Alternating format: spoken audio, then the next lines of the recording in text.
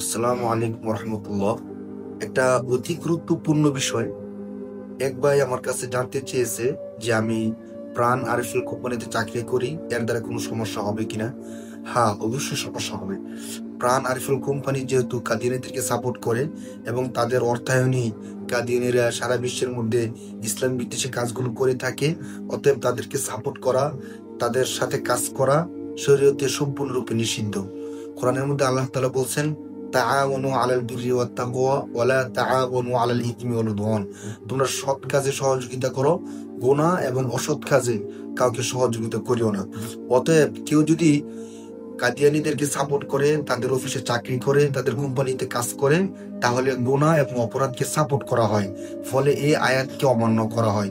এই জন্য তাদেরকে সাপোর্ট করা, তাদের প্রোডাক্টগুলো জেনে বুঝে ক্রয় করা, তাদের অফিসে চাকরি করা, তাদের কোম্পানিতে কাজ করা সম্পূর্ণরূপে হারাম।